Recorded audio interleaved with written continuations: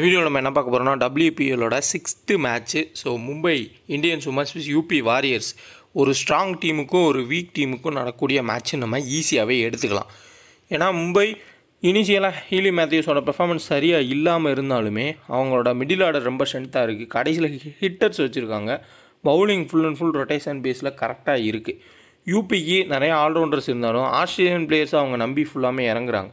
அந்த 3 ஆஸ்திரேலியன் பிளேயர்ஸுமே hit or flop players தான். கன்சிஸ்டண்ட்டாக ஆடக்கூடிய பிளேயர்ன்றது கிடையாது யூபியில். அது மிகப்பெரிய ஒரு டிஸ்அட்வான்டேஜாக அவங்களுக்கு இருக்குது. ஸோ எம்ஐ ஜெயிக்கிறதுக்கான சான்ஸ் ரொம்ப ரொம்ப அதிகம். இந்த மேட்ச்லேயும் February 28 7:30 ஸ்டார்ட் ஆகும் சின்னசாமி ஸ்டேடியமில்.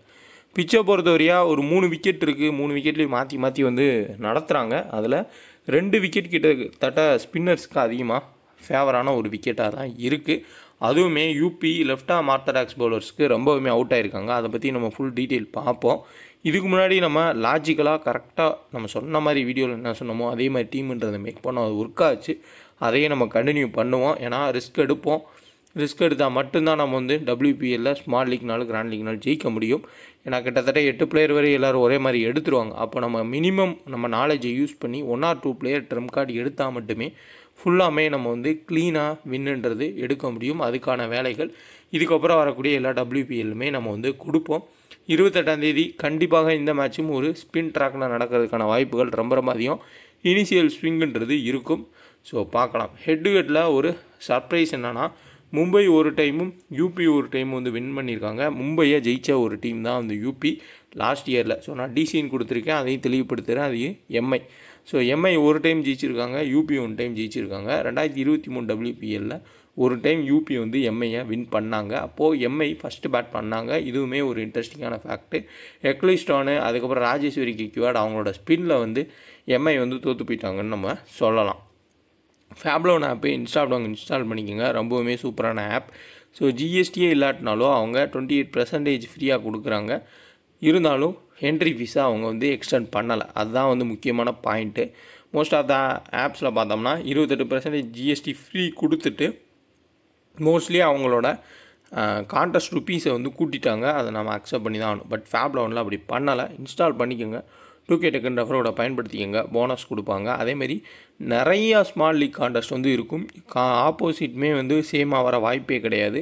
நிறைய பேர் டிஃப்ரெண்ட்டாக வருவாங்க. ஈஸியாக நீங்கள் வின்னும் பண்ணலாம். நம்ம கொடுக்குற டீமை நீங்கள் இதில் கூட ப்ளேவும் பண்ணிக்கலாம். ஸோ ட்ரை பண்ணி பாருங்கள். ஸோ வாங்க வீடியோக்குள்ளே போகலாம். Mumbai Indians versus UP Warriors women's full detail அதே மாதிரி நம்மளோட டெலகிராமில் ஜாயின் பண்ணணும்னு நினைக்கிறவங்க ஒரிஜினல்ஸ் எல்லாம் செக் பண்ணி ஜாயின் பண்ணுங்கள். நம்ம ஒன்லி ஃப்ரீ டீம்ஸ் தான் கொடுத்துட்ருக்கோம். வின்னு லாஸ் ஃபேண்டசிலாம் மாறி தான் வரும். 100% யாருனாலுமே வின்னிங்ஸ்ன்றது கொடுக்க முடியாது. முடிஞ்ச அளவுக்கு ஓன் டீமை க்ரியேட் பண்ணுங்கள். ஒரு சில சேஞ்சஸ் பண்ணி ப்ளே பண்ணுங்கள். நீங்களே ஓனாக ப்ளே பண்ணுங்கள். யாருக்கிட்டையும் அமௌண்ட் கொடுத்து டீம்ன்றதை வாங்காதீங்க. நம்ம சேனலுக்குள்ளே வந்தாலே உங்களுக்கு தெரியும். நம்ம வின்னிங்ஸ் எல்லாமே போஸ்ட் பண்ணியிருப்போம். அதேமாதிரி லாஸ்ட் நாள் லாஸ்ன்னு சொல்லியிருப்போம். இப்போ ஒரே 4 மேட்ச் WPL முடிஞ்சிருக்கு. அதில் 2 மேட்ச் ஓரளவுக்கு வின்னிங் கிடச்சிச்சு. ஒரு மேட்ச் லாஸ் ஆச்சு. அடுத்து இன்னொரு மேட்ச் மிகப்பெரிய ஒரு க்ளீன் ஸ்வீப்பாக இருந்துச்சு. ராதா யாதவை நம்ம ஒரு ட்ரம் கார்டு பிக் பண்ணியிருந்தோம். ஸோ அதேமாதிரி பேட் பாலோன் ஆப்பும் இன்ஸ்டால் பண்ணிக்கோங்க. 0% ஜிஎஸ்டி இருக்குது. ஈஸியாக வின் பண்ணலாம். ஸ்மால் லீக்கு நீங்கள் ஸ்ப்ளிட் பண்ணி ஜாயின் பண்ணாலே போதும். வேறு ஆப்போனட்ஸில் போய் ஜாயின் பண்ணுங்கள். ஸோ நான் ஜாயின் பண்ணுறேன் கான்டெஸ்ட்டில் என் கூடயே ஜாயின் பண்ணாதீங்க. ஏன்னா போய் ஜாயின் பண்ணுறேன் நீங்கள் என் கூடயே ஜாயின் பண்ணுறீங்க. உங்களுக்கும் அந்த வின்னிங் கிடைக்காது, எனக்கும் வின்னிங் கிடைக்காது. ஸோ அதை யோசிச்சுக்கோங்க. கொஞ்சம் பாருங்கள் எந்த மாதிரி இதில் நான் ஜாயின் பண்ணுறோம். அதில் ஜாயின் பண்ணாமல் வேறு கான்டெஸ்ட்டில் கொஞ்சம் ஜாயின் பண்ணால் நல்லாயிருக்கும். ஸோ டெலகிராம் ஜாயின் பண்ணுறவங்க ஒரிஜினல் சேனல்ன்றதை செக் பண்ணி ஜாயின் பண்ணிக்கோங்க. Mumbai Indians women's vs UP warriors women's. So இதில் நம்ம வீக் லிங்க்ன்றதை ஸ்டார்டிங்லேருந்து பார்ப்போம். அப்போ தான் ஒரு கரெக்டான ஐடியான்றது கிடைக்கும். ஃபர்ஸ்ட் ஆஃப் ஆல் நான் வீக் லிங்காக பார்க்குறதே இவங்களோட ஓப்பனர்ஸ் தான். ஸோ ஆல்சா ஹீலியை பொறுத்தவரையும் ஒரு ஹிட் ஆர் ஃப்ளாப் பிளேயர் தான். ஏதாவது ஒரு மேட்ச் அடிப்பாங்க, அடுத்து 4 மேட்ச் ஃப்ளாப் ஆகக்கூடிய ஒரு பிளேயர்.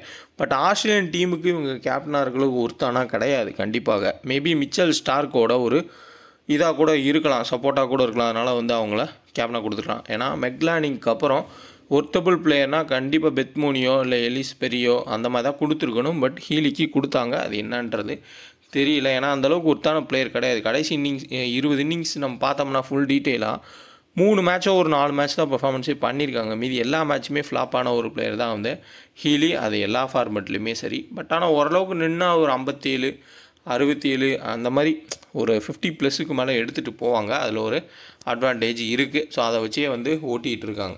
ஸோ ஹீலியை பொறுத்தவரையும் நல்ல ஒரு ஸ்விங் பண்ணக்கூடிய ஒரு பவுலர் பவுல் பண்ணாலோ, ஒரு தரமான ஒரு left arm orthodox bowler bowl பண்ணாலோ அவுட் ஆயிடுவாங்க. அந்த ரெண்டுமே வந்து இங்கே இருக்குது. சாய்கா ஈசாக்கும் சரி, இஸ்மாயிலும் சரி, 2 பேருமே வந்து பயங்கரமாக ஸ்விங்கும் பண்ணுவாங்க. ப்ளஸ் உங்களுக்கு லெஃப்ட் ஆர்ம் ஆர்த்தடாக்ஸ் பவுலர் இவங்க, அதுக்கப்புறம் இஸ்மாயில் ஸ்விங் பவுலர். நெக்ஸ்ட் இங்கே பார்த்தோம்னா நாட் சிவருமே வந்து ஸ்விங் பண்ணுவாங்க. ஸோ ஓரளவுக்கு நல்ல பவுலிங் அட்டாக் வந்து இனிஷியல் ஸ்பெல்லே பவுல் பண்ணால் ஹீலி ஃப்ளாப் ஆகிறதுக்கு சான்ஸ் அதிகம்.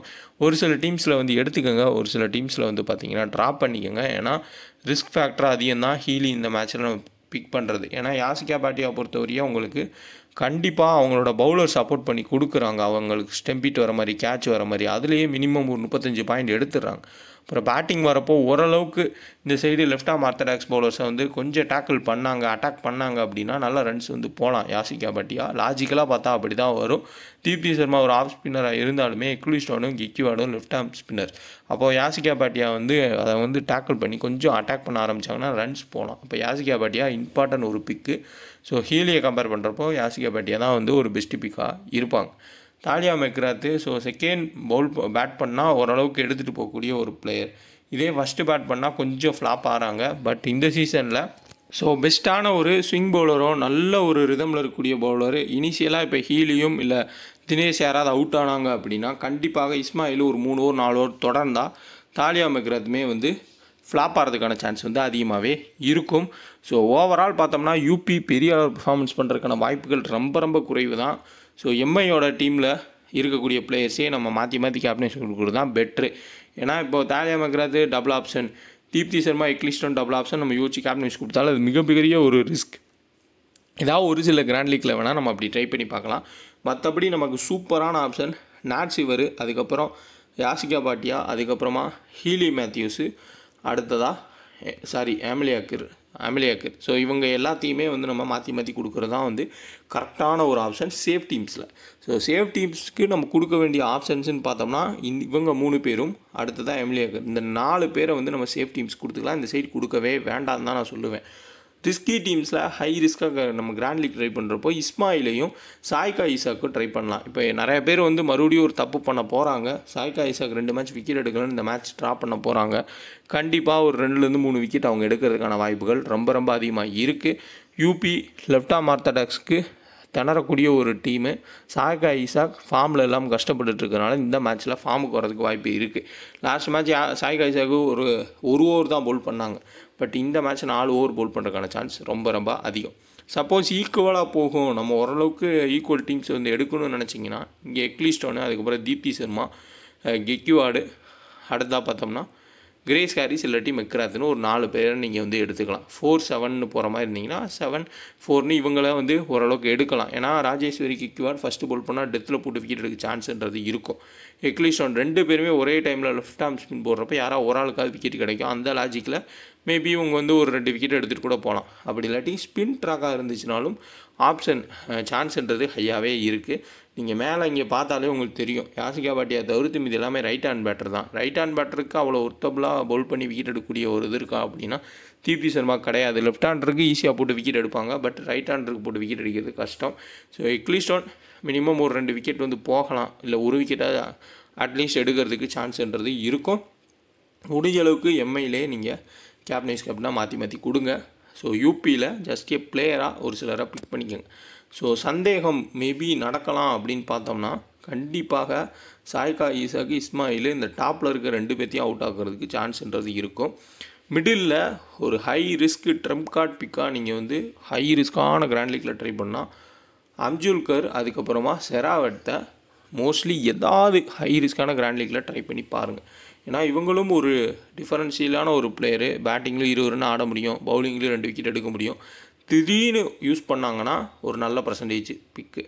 அடுத்தா செராவட்டு கண்டினியூவாக நல்லா ஆடிட்டுருக்காங்க, ட்ரை பண்ணி பார்க்கலாம். இவங்க 2 பேரை யாருமே யோசிக்க மாட்டாங்க. ஸோ அதனால் ஏதாவது ஒரு சில கிராண்ட் லீக்ஸில் ட்ரை பண்ணுங்கள். சேம் பூஜா வஸ்டாகர் இந்த 3 பேர்த்த ஹை ரிஸ்க்கான ஒரு சில டீம்ஸில் வேணால் நீங்கள் வந்து ட்ரை பண்ணலாம். மற்றபடி பெர்ஃபார்ம் பண்ண பிளேயர்ஸே தான் மறுபடியும் பெர்ஃபார்ம் பண்ணுவாங்க. அவங்களுக்குள்ளேயே நம்ம மாற்றி வந்து கேப்டன்ஷிப் கொடுக்குறது பெட்ரு. ஸோ நம்மளோட கேப்டன்ஷிப் சாய்ஸ் கண்டிப்பாக எமிலியா கிர், நாட் சிவருக்குள்ளே தான் இருக்கும். ஹீலி மேத்யூஸ் நம்ம சொல்ல முடியாது, பெர்ஃபார்மன்ஸுன்றது சரியில்லை. மேபி தூக்கி போட்டு ஒரு விக்கெட் எடுத்துகிட்டு பேட்டிங்கில் 10 ரன் 15 ரன் அவுட் ஆகிட்டு போகவும் வாய்ப்பு இருக்கும். ஏன்னா இவங்களுக்குமே லெஃப்ட் ஆர்ம் ஆர்த்தடாக்ஸ்னால் ப்ரெஷர் இருக்கும். இவங்க 2 பேருமே நல்ல ஒரு left arm orthodox bowler.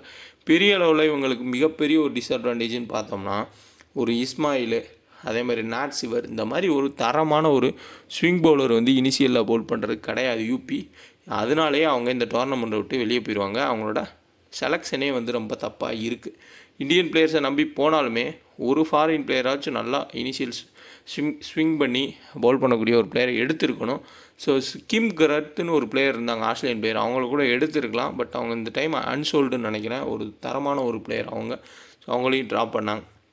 Overall பார்த்தோம்னா ஹை ரிஸ்க்கான ட்ரம் கார்ட் பிக்கில் செராவட், அடுத்த அம்ஜுல்கர், பூஜா வஸ்டாகரை ஹை ரிஸ்க்கான ஒரு சில டீம்ஸில் நீங்கள் ட்ரை பண்ணிக்கோங்க. மற்றபடி இங்கே ராஜேஸ்வரி கிக்வாட், எக்லிஸ்டோனு, கிரேஸ் கேரிஸ், மெக்ராத்து, அடுத்து ஹீலி, இங்கே மேத்யூஸு, யாசிகா பாட்டியா, நாட் சிவர், எமிலியா கிர், அடுத்து இஸ்மாயில், அடுத்து பார்த்தோம்னா சாய்கா இசாக். இவங்களுக்குள்ளேயே நம்ம கேப்டன் வைஸ் கேப்டாக மாற்றி வந்து நம்ம கிராண்ட் லீகில் கொடுத்துக்கலாம். இவங்களே மோஸ்ட்லி வந்து மோஸ்ட் ஆஃப் த டீம்ஸில் பிக் பண்ணிக்கோங்க. அவங்களே வந்து பர்ஃபார்மன்ஸ் பண்ண வாய்ப்புகள் இருக்கும்.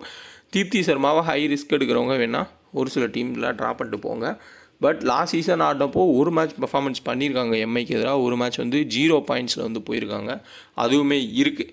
ஸோ நான் முன்னாடி ஒரு மேட்ச் டிசி யூபி ஆடின மேட்ச்லேயே நான் சொல்லியிருப்பேன், இந்த கேப்சி கிரேஸ் ஹாரிசன்னு நிறைய பேர் கேப்டன் போகலாம். பட் ஆனால் அவங்க 2 பேருமே கன்சிஸ்டன்ட் பிளேயர் கிடையாது அப்படின்னு. ஸோ அதே மாதிரி தான் இங்கேயும் கிரேஸ் ஹாரிஸ்லாம் நம்ம நம்பவே முடியாது எல்லா மேட்சஸ்லையுமே. இப்போ எமிலியா கிர், நாட் சிவர், ஹீலி மேத்யூஸ்னால் கண்டினியூவாக நம்ம வந்து நம்பலாம்.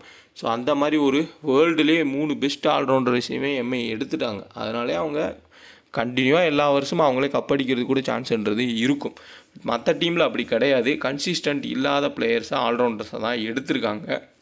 அதான் வந்து மிகப்பெரிய ஒரு எரராகவே இருக்குது. ஒரு சைப் அல் ஹசான் மாதிரி நம்ம வந்து பார்த்துக்கலாம் இவங்க 3 பேர்த்தையுமே. எப்படினாலுமே சைப் அல் ஹசான் பேட்டிங்கில் ஒரு 30 ரன்னு 40 ரன்னு, பவுலிங்கில் 2 விக்கெட்னு எடுத்துருவார் கண்டினியூவாக. இப்போ ரீசெண்ட் டைம்ஸில் ஏதோ சுமாராக வந்து ப்ளே பண்ணுறாரு. பட் முன்னாடியெலாம் பார்த்தோம்னா சைப் அல் ஹசான், எனக்கு தெரிஞ்சு அவர், அப்புறமா ஜாக் காலிஸு, ஸோ இந்த மாதிரி பிளேயர்ஸ்லாம் கண்டினியூவாக வந்து பர்ஃபார்மன்ஸ்ன்றதை கொடுப்பாங்க, ஒன்று பேட்டிங் இல்லை பவுலிங்கில். அதே மாதிரி தான் வந்து இந்த 3 பேரும். ஸோ இவங்களுக்குள்ளே நீங்கள் கேப்டன்ஷிப் கொடுக்குறனாலும் மாற்றி வந்து கொடுத்துக்கோங்க. இப்போது நம்ம ஃபுல் ஸ்டார்ட் பார்ப்போம். இதுதான் வந்து ரொம்ப முக்கியமானது. அல்சா ஹீலியை பொறுத்தவரையும் ஹெட்டுகளில் 2 இன்னிங்ஸில் ஒரு மேட்ச்சில் 58 ரன்னு, ஒரு மேட்ச்சில் 8 மறக்கக்கூடாது. ஸோ இஸ்மாயிலின் ஒரு பவுலர் இல்லை லாஸ்ட் சீசனில் எம்ஐயில், பட் அவங்க இப்போ இருக்காங்க. ஓப்பனிங்கில் ஹீலி தான் பேட் பண்ண போகிறாங்க. பேட்டில்ன்றது பயங்கரமாக இருக்கும். வென்யூவில் பார்த்தோம்னா 2 மேட்ச்சுமே ஃப்ளாப்பு தான் ஹீலி. அதேமாதிரி விக்கெட் கீப்பிங்கில் பெரிய அளவில் பாயிண்ட்ஸ்ன்றது வாங்கி கொடுக்கல. செராவட் வென்யூவில் 2 மேட்ச் வந்து 31-45 நல்ல ஒரு பர்ஃபார்மன்ஸ் மிடில் ஆர்டரில் ஆடிருக்காங்க. மெக்ராத்து ஹெட்டில் 2 மேட்ச்சுமே வந்து பேட்டிங் டீசெண்டாக ஆடிருக்காங்க. ஃபஸ்ட்டு பவுல் பண்ணால் பவுலிங் பண்ணி 2 விக்கெட் எடுக்கும் சான்ஸ்ன்றது இருக்கும். மேபி ஃபஸ்ட்டு பவுல் பண்ணால் ஒரு சில டீம்ஸில் கேப்டன்ஷிப்னா நீங்கள் வந்து கொடுக்கலாம். வென்யூவில் பார்த்தோம்னா 2 மேட்ச் ஆடிருக்காங்க. ஒரு மேட்ச்சில் ஒரு விக்கெட்டு, அதுக்கப்புறமா 22 ரன்னும். லாஸ்ட் மேட்ச்சில் வந்து ஃப்ளாப்பு. டாலியா மெக்ராத் பவுலிங்லேயே அடிச்சிட்டாங்க, பேட்டிங்லேயுமே வந்து 0 ரன்ஸ், ஒரே ஒரு ரன் 8 பாலுக்கு வந்து அடிச்சிருந்தாங்க. தீப்தி சர்மா ஹெட்வேரில் 2 மேட்ச்சில் 2 விக்கெட்டும், வென்யூவில் 2 மேட்ச்சில் ஒரே ஒரு விக்கெட் தான் வந்து எடுத்திருக்காங்க. எக்லிஸ்டோன் ஸோ ஹெட்வேர்ட் பார்த்தோம்னா மொத்தம் 4 விக்கெட்டுன்றது எடுத்திருக்காங்க 2 மேட்ச்சில். வென்யூவில் 2 மேட்ச்சில் 2 விக்கெட்டும். ஸோ கிக்வாடு ஹெட்வேர்டில் மொத்தம் 3 விக்கெட் எடுத்திருக்காங்க. இம்பார்ட்டன்ட் பிக்கு, ஃபஸ்ட் பால் பண்ணால் எடுத்துக்கோங்க, டெத்தில் போட்டு விக்கெட் எடுக்கலாம். வென்யூவில் 2 மேட்ச்சில் 2 விக்கெட்டு. கிரேஸ் ஹாரிஸு ஸோ வென்யூவில் பார்த்தோம்னா ஃபஸ்ட்டு மேட்ச்சில் 38 ரன்னு ஒரு விக்கெட்டும், அதுக்கப்புறமா ஒரு 17 ரன் வந்து ஸ்கோர் பண்ணாங்க லாஸ்ட் மேட்ச் ஃப்ளாப்புன்னு தான் சொல்லணும். யாசிகா பாட்டியாவை பொறுத்தவரை ஹெட்வேர்டில் ஒரு மேட்ச்சில் 42, ஒரு மேட்ச்சில் 7 விக்கெட் கீப்பிங் பாயிண்ட்டே மினிமம் 30 பாயிண்ட் வந்து எடுக்கிறாங்க ஒரு மேட்ச்சுக்கு. சூப்பரான ஒரு கிராண்ட் லீக் கேப்டன் சாய்ஸ் இவங்க. வென்யூவில் 57, அடுத்து பார்த்தோம்னா 7 ரன்னு. ஹீலி மேத்யூஸ் ஹெட்வேர்டில் ஒரு விக்கெட் 35 ரன், ஓரளவுக்கு டீசென்ட் பர்ஃபார்மன்ஸ் தான். வென்யூவில் ஃபஸ்ட்டு மேட்ச் ஃப்ளாப்பு, செகண்ட் மேட்ச்சில் ஒரே ஒரு விக்கெட், பேட்டிங்கில் மறுபடியும் ஃப்ளாப்பு. நாட் சிவரை பொறுத்தவரையும் ஹெட்வேர்டில் 45, ஒரு விக்கெட்டு, 2 மேட்ச் சேர்த்து. வென்யூவில் 2 விக்கெட் +19 ரன், 22 ரன்னு ப்ளஸ் ஒரு விக்கெட்டுன்னு நல்ல ஒரு ஆல்ரவுண்ட் பர்ஃபார்மன்ஸ் கொடுத்துருக்காங்க. ஹர்மன்ப்ரீத் கவுர் கிராண்ட் லீக்கில் கண்டிப்பாக கேப்டன் ட்ரை பண்ணணும். 2 மேட்ச் தொடர்ச்சியாக ஹெட் டு ஹெட்லேயும் நல்ல பர்ஃபார்மன்ஸ். இப்போ வென்யூலையுமே 2 மேட்ச் வந்து கேமை நல்லா எடுத்துகிட்டு போயிருக்காங்க. ஃபஸ்ட்டு பேட் பண்ணால் மேபி வந்து ட்ராப் பண்ணுங்கள். சேசிங்கில் நல்லா ஆடக்கூடிய ஒரு player. Amelia Kerr head to ஹெட்டில் 4 விக்கெட் எடுத்திருக்காங்க 2 மேட்ச்சில். வென்யூவில் பார்த்தோம்னா 2 மேட்ச்சில் கிட்டத்தட்ட 6 விக்கெட்டு ஒரு 60 ரன்னு கிட்ட வர ஸ்கோர் பண்ணியிருக்காங்க. ஒரு பெஸ்ட்டு கேப்டன் சாய்ஸ் கண்டினியூ பண்ணுறாங்க. ஃபஸ்ட்டு புல் பண்ணாலுமே எமிலி அக்கிர் டெத்தில் போட்டும் விக்கெட் எடுக்கிறதுக்கான சான்ஸ்ன்றது இருக்கும். இஸ்மாயில் 2 மேட்ச்சில் 4 விக்கெட்டு, ஃபஸ்ட் மேட்ச் 1 விக்கெட்டு, அதுக்கப்புறம் 3 விக்கெட்டு.